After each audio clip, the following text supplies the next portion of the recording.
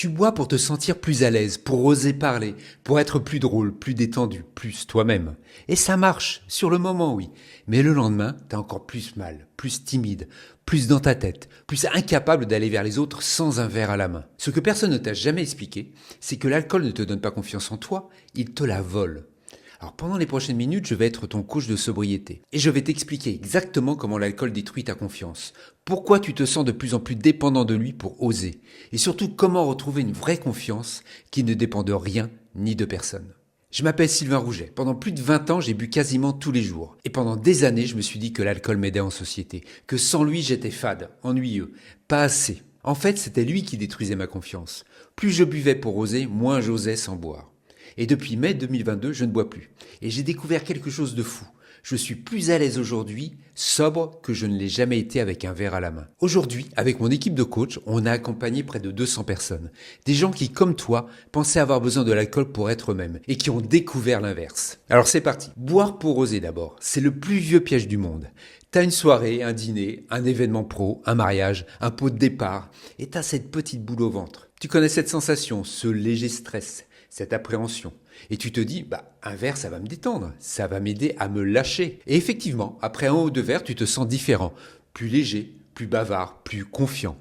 Tu ris plus fort, tu parles plus facilement, tu oses aborder des gens que tu n'aurais jamais abordés sobre. Tu te sens enfin à ta place. Et tu te dis, tu vois, j'avais besoin de ça, l'alcool me donne confiance. Sauf que c'est pas de la confiance, c'est de l'anesthésie. Je vais te réexpliquer ça parce que c'est vraiment le cœur du problème. L'alcool n'augmente pas ta confiance, il diminue ton anxiété. C'est pas la même chose, c'est même radicalement différent. La confiance, c'est une croyance positive en toi-même. C'est te dire, je suis capable, je peux le faire, je vais y arriver. L'anxiété, c'est une peur, c'est te dire, et si ça se passe mal, et si je dis une connerie, et si on me juge? Ce que tu ressens après un verre, c'est pas je suis capable, c'est je m'en fous. L'alcool appuie sur le frein de ton cerveau. Il ralentit la partie qui anticipe, qui analyse, qui juge. Cette petite voix intérieure qui te dit « Tu vas dire une connerie, ils vont te trouver bizarre. Tu vas pas être intéressant. Pourquoi tu irais leur parler? Ils ont l'air occupés. » Après un verre, cette voix se tait. Pas parce que tu es devenu plus confiant, parce que tu es devenu moins conscient. C'est une anesthésie sociale, pas une vraie confiance. Et la différence, elle est énorme. Je vais te donner une image pour que tu comprennes bien. Imagine que tu as peur des araignées. Alors une vraie phobie. Et imagine qu'on te donne un médicament qui te fait oublier que tu as peur. Tu vois l'araignée et tu ressens rien. Tu peux même la toucher. Est-ce que ça veut dire que tu as vaincu ta peur? Est-ce que tu es devenu courageux? Non, tu as juste été anesthésié. Ta peur est toujours là. Elle attend que le médicament se dissipe. L'alcool, c'est exactement ça. C'est un anesthésiant social. Il te permet de faire des choses que tu n'aurais pas faites sobre. Mais il ne te permet pas de devenir quelqu'un qui fait ces choses naturellement. La nuance est subtile, mais elle change tout. Parce que le lendemain, quand l'effet se dissipe, ta peur est toujours là, intacte. Parfois même renforcée. Et tu te retrouves exactement au même point. Sauf que maintenant, tu as une nouvelle croyance. Sans alcool, je peux pas. Et c'est là que le piège se referme. Ton cerveau, il apprend, il fait des associations. C'est comme ça qu'il fonctionne. C'est même ce qui fait sa force. Il identifie des schémas et il les automatise. Chaque fois que tu bois avant une situation sociale et que ça se passe bien, ton cerveau enregistre. Alcool égale je gère. Alcool égale sécurité. Alcool égale succès social. Et à l'inverse, il enregistre aussi. Pas d'alcool égale danger. Pas d'alcool, je vais galérer. Pas d'alcool égale risque. Plus tu répètes ce schéma, plus l'association devient forte, plus elle devient automatique, plus elle devient une vérité pour ton cerveau. Alors, au début, c'était juste pour les grandes occasions, les soirées importantes, les mariages, les événements où tu connaissais personne. Puis c'est devenu les dîners entre amis, les apéros du vendredi, les after-work. Puis c'est devenu presque tout. Dès qu'il y a du monde, dès qu'il faut performer socialement, dès qu'il y a un enjeu relationnel, ton cerveau réclame son verre. Et si t'en as pas, tu te sens vulnérable, nu, exposé, incapable. Tu crois que c'est toi qui es comme ça, timide de nature, introverti. Pas à l'aise avec les gens, pas fait pour les soirées. En fait, c'est l'alcool qui t'a rendu comme ça. C'est lui qui a créé cette dépendance, cette croyance que sans lui, t'es pas assez. C'est un cercle vicieux et plus tu tournes dedans, plus il est difficile d'en sortir. Je vais te raconter comment c'était pour moi parce que je pense que tu vas te reconnaître. Pendant des années, j'étais incapable d'aller à une soirée sans boire. Littéralement incapable. Si j'arrivais quelque part et qu'il n'y avait pas d'alcool ou que pour une raison ou une autre je ne pouvais pas boire, je paniquais quoi. Intérieurement, je me sentais complètement coincé, piégé. Je cherchais une excuse pour partir de là le plus vite possible. Et je me disais, c'est comme ça. Je ne suis pas quelqu'un de très sociable, je suis plutôt introverti et j'ai besoin d'un petit coup de pouce pour me détendre. Le petit coup de pouce, c'était 2-3 verres minimum, souvent plus. Et je me justifiais, je me disais que c'était normal, que tout le monde faisait ça, que c'était juste ma façon de fonctionner. Sauf que tout le monde faisait pas ça. Il y avait des gens qui autour de moi buvaient un verre et s'arrêtaient là, qui pouvaient aller à une soirée sobre et passer un bon moment, qui n'avaient pas besoin de l'alcool pour se sentir à l'aise. Moi, j'en avais besoin, vraiment besoin. Et ça, c'était pas normal. C'était une dépendance que j'avais créée verre après verre, soirée après soirée, année après année. Et le pire, c'est que je croyais que ça marchait. Je me disais, quand je bois, je suis plus drôle, plus intéressant, plus à l'aise. Les gens m'apprécient plus. Mais est-ce que c'était vrai ? Honnêtement, j'en sais rien, parce que le lendemain, je me souvenais à peine de ce que j'avais dit. Je me demandais justement si j'avais pas été trop bavard, trop lourd, tout quoi. Je me repassais la soirée dans ma tête. Les bribes dont je me souvenais bien sûr. Et je cherchais les signes que j'avais merdé. Est-ce que j'ai dit un truc bizarre à ce moment-là ? Pourquoi il m'a regardé comme ça ? J'aurais pas dû raconter cette histoire. Voilà, ils ont dû me trouver lourd. Cette anxiété du lendemain, elle bouffait toute la confiance que je croyais avoir gagnée la veille. Et même plus. Parce que non seulement j'avais rien construit, mais en plus j'avais ajouté une couche de doute, de honte, de questionnement. Et quelques jours plus tard, nouvelle soirée, nouveau verre et nouveau cycle. Alors si ce que je te dis te parle et que tu as envie d'aller plus loin, il y a un lien dans la description de la vidéo. Tu peux faire ton bilan facilement, il est confidentiel, et voir si mon accompagnement est adapté à ta situation. Sans cure, sans alcoolique anonyme, mais pas tout seul. Allez, on continue. Et là, il faut que je t'explique un truc important, vraiment important. C'est peut-être le concept le plus utile de toute cette vidéo. La différence entre confiance en soi et estime de soi. C'est pas la même chose, et la confusion entre les deux, c'est ce qui fait que beaucoup de gens restent coincés. La confiance en soi, c'est croire en tes capacités. C'est te dire, je suis capable de faire ça.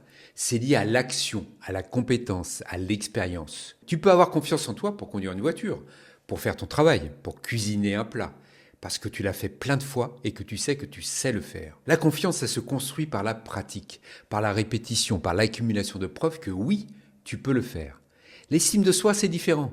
C'est plus profond. C'est la valeur que tu te donnes en tant que personne. C'est te dire, je mérite d'être là. Je suis quelqu'un de bien. Je suis assez, tel que je suis.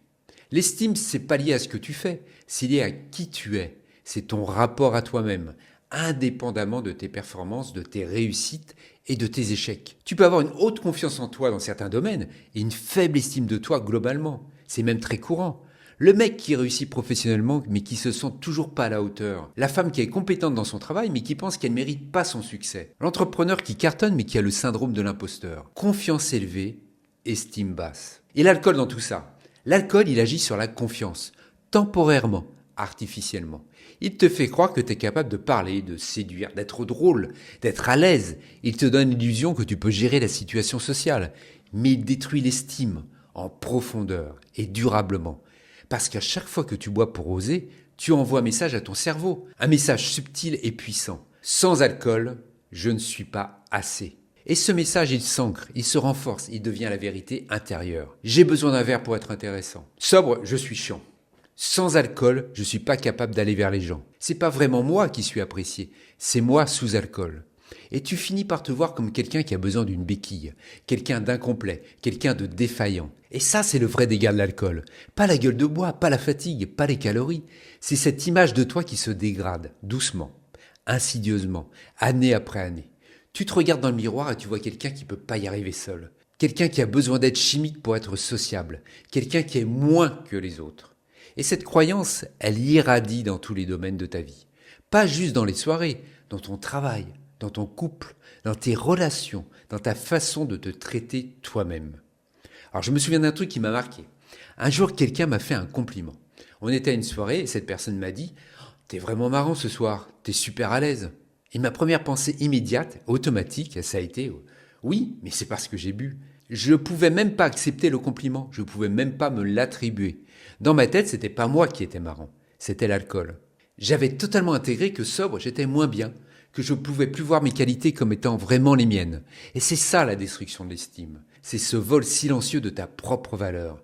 Et ça se fait tellement progressivement que tu t'en rends même pas compte. Tu crois juste que tu es quelqu'un de timide, de réservé, de pas très à l'aise socialement. Tu crois que c'est ta personnalité. En fait, c'est une croyance que l'alcool a plantée en toi et qu'il nourrit à chaque verre. Et il y a un autre mécanisme vicieux, un mécanisme chimique cette fois. Tu te souviens peut-être de ce que je t'ai expliqué dans d'autres vidéos sur le GABA et le glutamate, le frein et l'accélérateur du cerveau. Alors je vais te le réexpliquer ici parce que c'est vraiment important pour que tu comprennes ce qui se passe avec la confiance. Dans ton cerveau, tu as deux systèmes qui s'équilibrent. Le GABA d'un côté, c'est ton frein naturel. C'est le neurotransmetteur qui te calme, qui ralentit ton activité cérébrale, qui t'aide à te détendre et à te sentir serein. Le glutamate, c'est ton accélérateur. C'est le neurotransmetteur qui te maintient alerte, concentré, réactif, vigilant. Alors quand ces deux systèmes sont équilibrés, tu te sens bien. Calme, mais présent, détendu et alerte. L'anxiété sociale, c'est quand il y a trop d'accélérateurs et pas assez de freins. Ton cerveau est en hypervigilance. Il scanne les menaces, il anticipe les problèmes, il analyse les micro-expressions, chaque regard, chaque silence. C'est épuisant et c'est ce qui te donne cette boule au ventre avant les situations sociales. Alors l'alcool, qu'est-ce qu'il fait? Il booste massivement le GABA. Il appuie sur le frein, fort, très fort. Résultat immédiat, tu te sens plus calme. Ton anxiété diminue. La petite voix se tait, tu te détends. Et en même temps, il bloque le glutamate. Il coupe l'accélérateur. Résultat, tu te sens moins alerte, moins vigilant, moins dans ta tête. Tu analyses moins, tu juges moins. En fait, tu te lâches, quoi. C'est pour ça que l'alcool, ça marche pour l'anxiété sociale. Il déséquilibre volontairement ton cerveau du côté du calme. Mais ton cerveau, il n'aime pas être déséquilibré. Il aime l'homéostasie, l'équilibre. Alors, qu'est-ce qu'il fait? Il compense. Il se dit, ok, là, il y a trop de freins et pas assez d'accélérateur. Je vais corriger ça. Alors, il réduit la production naturelle de GABA. Il augmente ta sensibilité au glutamate. Et ça se passe pas juste pendant que tu bois. Ça se passe après, pendant la nuit. Et les jours suivants. Alors, le résultat, c'est quoi? Le lendemain, tu as moins de freins naturels et plus d'accélérateurs. Tu es plus anxieux qu'avant de boire, plus à fleur de peau, plus dans ta tête, plus sensible au stress. C'est ce qu'on appelle l'anxiété rebond ou alors la gueule de bois émotionnelle. Et si tu bois régulièrement, ce déséquilibre devient chronique. Ton niveau d'anxiété de base augmente, pas juste le lendemain, en permanence. Tu deviens quelqu'un de plus anxieux, de plus tendu, de plus mal à l'aise socialement. Et paradoxalement, tu as de plus en plus besoin de l'alcool pour retrouver un état normal. C'est un cercle vicieux parfait. Plus tu bois pour te sentir à l'aise, plus ton cerveau compense. Et plus tu deviens anxieux sans alcool. Et plus tu as besoin de boire pour te sentir à l'aise. Des études montrent que les buveurs réguliers ont un niveau d'anxiété sociale 20 à 30% plus élevé que les non-buveurs. L'alcool ne résout pas ta timidité. Il la crée, il l'amplifie, il la chronicise. Je vais te donner un exemple concret. Imagine deux personnes qui ont exactement le même niveau d'anxiété sociale au départ. Disons un niveau moyen. Un peu de stress avant les soirées, mais rien de paralysant. La première personne décide de gérer ça avec l'alcool. Avant chaque événement social, elle boit 1 ou 2 verres pour se détendre. La deuxième personne décide de gérer ça autrement. Elle y va sobre, elle accepte l'inconfort, elle s'expose. Qu'est-ce qui se passe après 5 ans? La première personne a un niveau d'anxiété sociale beaucoup plus élevé qu'au départ. Elle est incapable d'imaginer aller à une soirée sobre. Elle a développé une dépendance psychologique à l'alcool dans les contextes sociaux. Son estime d'elle-même a diminué. La deuxième personne a un niveau d'anxiété sociale beaucoup plus bas qu'au départ. Elle s'est habituée. Elle a accumulé des expériences positives en étant sobre. Elle a construit une vraie confiance basée sur ses propres capacités. Son estime d'elle-même a augmenté. Même point de départ, trajectoire opposée. Et la différence? L'une a utilisé une béquille chimique, l'autre a construit un muscle. On a beaucoup parlé du problème, mais maintenant parlons des solutions. Comment on retrouve une vraie confiance? Une confiance qui ne dépend pas d'un verre, une confiance solide, durable, ancrée en toi. Alors d'abord, il faut comprendre un truc fondamental. La confiance, ça ne se construit pas en évitant l'inconfort, ça se construit en traversant l'inconfort. Chaque fois que tu fais quelque chose qui te fait peur et que tu survis, alors ça ne se passe pas forcément toujours très bien, mais tu survis, ton cerveau enregistre une donnée. J'ai eu peur, j'ai fait quand même, je suis toujours vivant. Peut-être que c'était pas si dangereux. Et la prochaine fois, la peur est un tout petit peu moins forte, un tout petit peu. Et la fois d'après, encore un peu moins, et ainsi de suite. C'est comme ça que la confiance se construit, par l'exposition répétée, par l'accumulation de preuves que tu peux le faire. Le problème avec l'alcool, c'est qu'il court-circuite ce processus. Tu fais les choses, oui, mais c'est pas vraiment toi qui les fais. C'est toi sous anesthésie. Donc ton cerveau n'enregistre pas. Je suis capable de faire ça. Il enregistre, l'alcool m'a permis de faire ça. Tu accumules pas des preuves de ta propre compétence, tu accumules des preuves de ta dépendance à l'alcool. Et c'est pour ça que certaines personnes boivent depuis 20 ans dans les soirées et sont toujours aussi mal à l'aise sobres. Elles n'ont jamais donné à leur cerveau l'occasion d'apprendre. Pour construire une vraie confiance, il faut faire les choses sobres. Et je sais, c'est pas ce que tu vas entendre. C'est inconfortable, c'est difficile, c'est effrayant même. Mais c'est le seul chemin. Et j'ai une bonne nouvelle, c'est beaucoup moins terrible que tu l'imagines. Ton cerveau a tendance à catastrophiser. Alors je sais pas si le mot existe, mais tu comprends l'image, à imaginer le pire quoi, à te projeter des scénarios où tu te ridiculises, où tout le monde te juge, où tu passes le pire moment de ta vie. La réalité est presque toujours beaucoup plus douce. Oui, alors les premières fois sont inconfortables. Oui, tu te sens un peu gauche, un peu bizarre, un peu pas à ta place. Mais personne ne le remarque autant que toi. Les gens sont trop occupés à penser à eux-mêmes pour analyser chacun de tes mots et de tes gestes. Et surtout, ça passe. L'inconfort diminue, souvent plus vite que tu ne le penses. Je vais te raconter ma première soirée sobre. C'était quelques semaines après que j'ai arrêté de boire. J'avais un dîner chez des amis, alors plusieurs couples, des gens que je connaissais mais pas intimement. J'avais une boule au ventre énorme, alors vraiment énorme. Je me disais, mais comment je vais faire? De quoi je vais parler? Ils vont tous boire et moi je vais être le mec bizarre avec son verre d'eau, quoi. Ça va être interminable. Je vais m'ennuyer, quoi. Et puis en plus, ils vont me trouver chiant. Alors, mon cerveau tournait à fond. Il me projetait tous les scénarios catastrophes possibles. J'y suis allé quand même. Je me suis dit, c'est une expérience, je vais voir ce qui se passe. Et tu sais quoi? Les 20 premières minutes étaient difficiles, c'est vrai. Je savais pas quoi faire de mes mains. Je me sentais un peu à côté de mes pompes. J'avais l'impression que tout le monde voyait que j'étais pas à l'aise. Puis ça s'est calmé. J'ai commencé à écouter les conversations, vraiment écouter. Pas juste attendre mon tour pour parler, écouter. Et j'ai commencé à participer, à poser des questions, à rebondir sur ce que les gens disaient. Et je me suis rendu compte d'un truc. J'étais plus présent que d'habitude, plus attentif, plus connecté. D'habitude, après 2 ou 3 verres, j'étais dans ma bulle. Je parlais beaucoup, mais j'écoutais peu. J'étais là physiquement, mais pas vraiment mentalement. Et là, j'étais vraiment là. Et la soirée s'est super bien passée. J'ai eu des vraies conversations, des échanges authentiques. J'ai rigolé, j'ai passé un bon moment. Et le lendemain matin, je me souvenais de tout. Pas de trou noir, pas d'anxiété et pas de qu'est-ce que j'ai dit quoi. Juste le souvenir d'une bonne soirée. Et une petite fierté quand même. Je l'ai fait sobre. Évidemment, toutes mes soirées sobres n'ont pas été aussi faciles. Il y en a eu des plus difficiles, des moments où je me sentais vraiment pas à ma place. Des conversations et des silences un peu gênants. Mais tu sais quoi? C'est normal. Ça arrive à tout le monde, sobre ou pas. Même les gens les plus à l'aise socialement ont des soirées où ça colle pas. La différence, c'est que quand tu es sobre, tu peux en tirer des leçons. Tu peux observer ce qui a marché et ce qui n'a pas marché. Tu peux ajuster. Quand tu es bourré, tu peux pas. T'as aucune idée de ce qui s'est passé. Aucune donnée pour t'améliorer.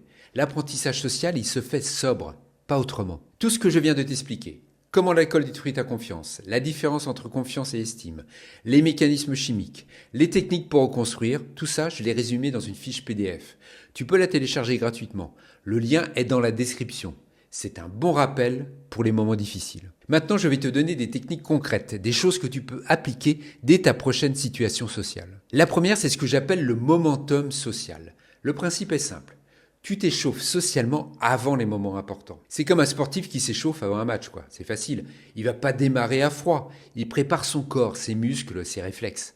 Et socialement, c'est pareil. Si tu débarques à une soirée sans t'être réchauffé, t'arrives froid. Ta machine sociale est éteinte. Et c'est là que tu as besoin d'un verre pour démarrer.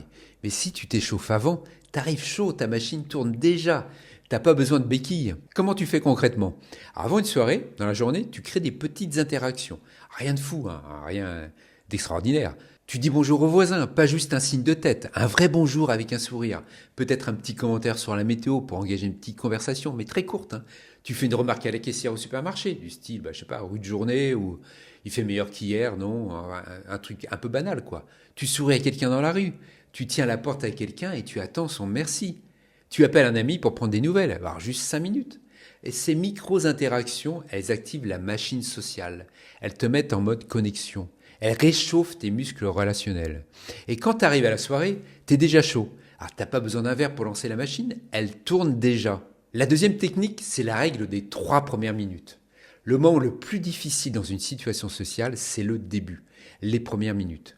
Quand tu arrives et que tu sais pas encore où te mettre, avec qui parler, comment t'intégrer, c'est là que l'anxiété est au maximum. C'est là que ton cerveau te hurle « Allez, un verre, vite !» La règle des 3 premières minutes, c'est de te donner une mission claire pour ces 3 minutes.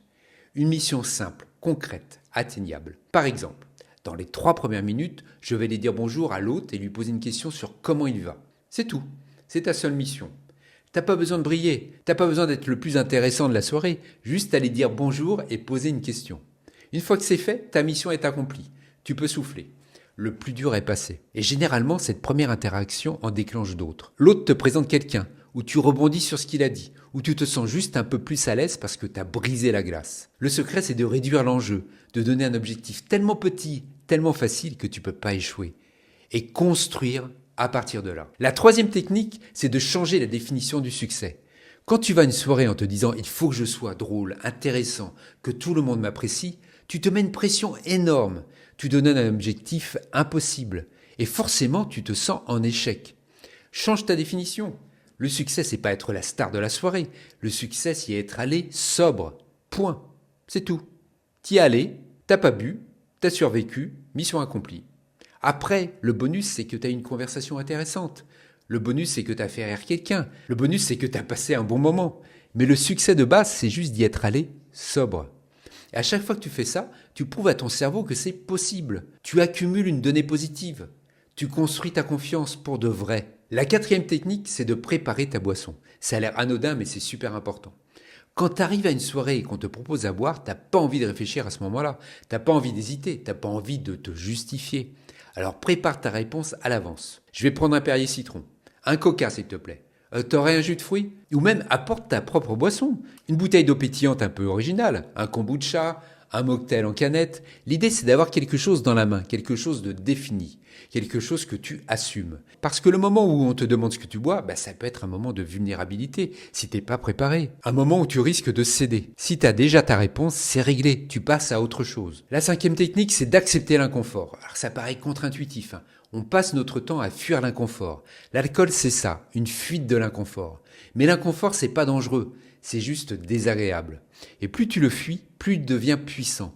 Plus tu l'acceptes, plus il diminue. Alors quand tu sens cette boule au ventre avant une soirée, au lieu de te dire « vite, il faut que ça parte, il faut que je boive quelque chose », dis-toi « ok, je suis stressé, c'est normal. C'est désagréable, mais c'est pas grave, ça va passer. » Observe la sensation, où elle est dans ton corps, comment elle évolue. Tu vas voir que si tu lui résistes pas, si tu la laisses être là, elle diminue d'elle-même. Souvent en quelques minutes. L'anxiété, c'est comme une vague. Si tu paniques, tu te noies. Et si tu flottes, elle passe. Je vais te parler maintenant de quelques personnes que nous avons accompagnées. Des histoires qui illustrent ce qu'on a dit. Il y a quelqu'un qui est venu me voir. Il avait la quarantaine, cadre dans une grande boîte. Très compétent professionnellement. Mais socialement, il se sentait nul. Il me disait « Sylvain, je suis incapable d'aller à un événement professionnel sans boire. Les cocktails, les conférences, les dîners clients, si je bois pas, je suis paralysé. Je reste dans mon coin et je parle à personne. » On a travaillé ensemble pendant plusieurs mois. Et un jour, il m'a envoyé un message. Il avait été à un gros événement de son industrie, un truc avec plus de 200 personnes. Le genre de truc où avant, il aurait bu 4 à 5 verres minimum. Alors déjà, il était allé sobre, il avait passé une super soirée, il avait rencontré des gens, il avait eu des conversations intéressantes, il avait même récupéré des contacts. Et il me disait, le plus fou, c'est que je me suis senti plus confiance sobre que je me suis jamais senti quand j'étais bourré. Parce que c'était vraiment moi. Pas une version anesthésiée de moi. Et il y a une autre personne, une femme cette fois, qui avait un problème différent. Elle buvait pas pour les grandes occasions, elle buvait pour les petites. Les dîners entre copines, les apéros du vendredi, les moments détente. Elle se disait pas timide, elle se disait bonne vivante. Elle aimait bien boire et c'était convivial. Mais en travaillant ensemble, elle s'est rendue compte d'un truc. Elle pouvait pas imaginer passer un moment avec ses amis sans boire. L'idée lui paraissait triste, ennuyeuse. Et elle a réalisé que cette croyance qu'elle avait, que sans alcool les moments sociaux seraient moins bien, c'était une forme de manque de confiance. Un manque de confiance en elle, parce que sobre, elle se trouvait pas intéressante. Elle manquait de confiance parce qu'elle pensait que ses relations ne pouvaient pas non plus exister sans ce lubrifiant alcoolisé. Elle manquait de confiance dans sa capacité à s'amuser naturellement. Alors quand elle a arrêté, elle a eu peur de perdre ses amis, de devenir la relou qui boit plus. Et en fait, elle a découvert quelque chose de beau. Ses vrais amis, elle s'en foutait qu'elle boive ou pas. Elle l'aimait pour elle, pas pour sa capacité à finir des bouteilles. Et certaines soirées sobres ont été parmi les plus profondes qu'elle ait vécues. Des vraies conversations, des connexions authentiques, pas le brouhaha superficiel des soirées arrosées. Et puis il y a les gens qui découvrent qu'ils ne sont pas timides du tout. Il y a un homme qu'on a accompagné qui était persuadé d'être introverti, genre profondément introverti. Il avait besoin solitude. Les soirées l'épuisaient, les gens l'épuisaient. En fait, ce qui l'épuisait, c'était l'alcool et l'anxiété que l'alcool créait, et l'effort de jouer un rôle bourré. Sobre, il a découvert qu'il aimait bien les gens, qu'il aimait bien les conversations, qu'il était même plutôt bavard. Ce qu'il aimait pas, c'était la version de lui sous alcool. Ce personnage un peu forcé, un peu too much. C'était cette fatigue du lendemain. Aujourd'hui, il va à plus de soirées qu'avant, parce qu'il en profite vraiment, parce qu'il rentre chez lui content, au lieu de rentrer chez lui épuisé et anxieux. Moi, aujourd'hui, je vais à des soirées en étant sobre, des événements professionnels, des after-work, des mariages. Je suis plus à l'aise que quand je buvais, et vraiment plus à l'aise, parce que je suis vraiment là, présent, et je suis connecté. Et je me souviens des conversations. Je crée des vrais liens cette fois. Je repars avec de l'énergie, au lieu de rentrer épuisé, anxieux, et avec en plus des trous de mémoire. Et le plus fou, c'est que les gens me trouvent plus intéressant maintenant, plus présent, plus authentique. Ils me le disent parfois, ils me disent que j'ai changé, que je sais pas, je suis plus moi-même, parce que c'est vraiment moi, pas une version anesthésiée de moi, pas un personnage que je joue après quelques verres, juste moi. Et cette confiance-là, elle vient pas d'une bouteille, elle vient de l'intérieur, elle est solide, elle est durable et elle m'appartient. On récapitule. L'alcool ne te donne pas confiance, il anesthésie ton anxiété. C'est pas la même chose. Chaque fois que tu bois pour oser, tu renforces la croyance que sans alcool, t'es pas assez. Tu détruis ton estime de toi. Et chimiquement, l'alcool augmente ton anxiété de base. Plus tu bois pour être à l'aise, plus tu deviens mal à l'aise sans boire. La vraie confiance, elle se construit sobre. Par l'action, par l'exposition, par la répétition. Les premières fois sont inconfortables, c'est normal, c'est comme ça que ça marche. Mais ça passe. Et ce que tu construis, personne ne peut te l'enlever. Le momentum social, la règle des 3 premières minutes, changer ta définition du succès, préparer ta boisson, accepter l'inconfort, des techniques simples, mais qui marchent, que tu peux appliquer dès ta prochaine soirée. Et si tu as besoin d'aide, si tu veux être accompagné dans ce processus, je suis là. Si tu as décidé de te libérer de l'alcool sans cure, sans alcoolique anonyme, mais pas tout seul, clique sur le lien dans la description et fais ton bilan pour être contacté et voir si mon accompagnement est adapté à ta situation. En attendant, prends soin de toi. Vraiment.